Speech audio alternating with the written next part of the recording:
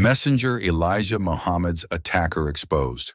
Article by Ali Baghdadi, Muhammad Speaks newspaper, May 5, 1972.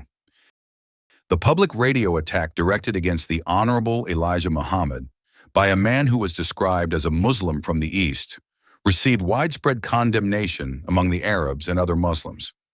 What is shocking is the fact that this man used Islam, the banner of which is held high in America by the Nation of Islam, to bring division and friction among Muslims. The people of the Middle East and other parts of the Muslim world have always expressed a great love and admiration for the Honorable Elijah Muhammad and his people who are able to live a moral life in a largely immoral U.S. society. The Nation of Islam's refusal to imperialist, racist wars and its denouncement of the U.S. involvement in Vietnam and the Middle East have always brought great pride and jubilation to almost all hearts in the Third World. The history of the Nation of Islam contradicts with that of Al-Ahmadiyya movement, to which this man belongs. Al-Ahmadiyya was originated by the British in India in the 19th century. The primary aim of this group was to pacify the Muslims who were waging militant revolts against the British colonial rulers.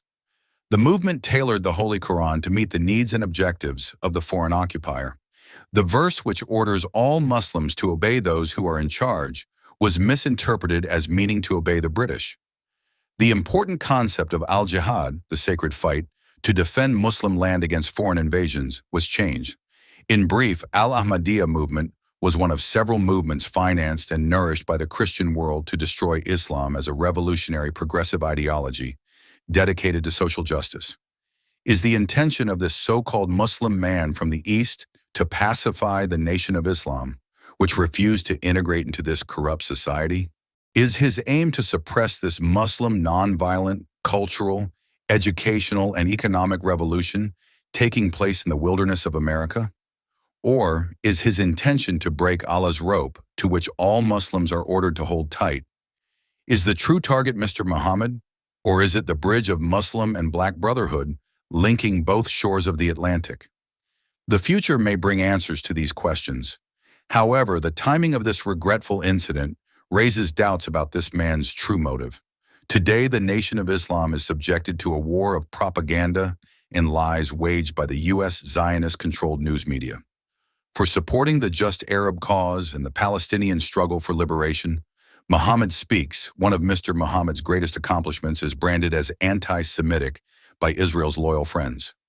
Rumors of an imaginary dissident group creating division in the nation are being manufactured by the enemy. Desecration of mosques and the killing of Muslims have been carried out by white policemen.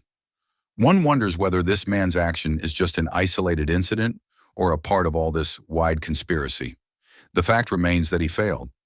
Allah's rope and the bridge of brotherhood have not been damaged. Ignoring this man might be the wisest policy. Certainly, he seems to desperately strive for free publicity.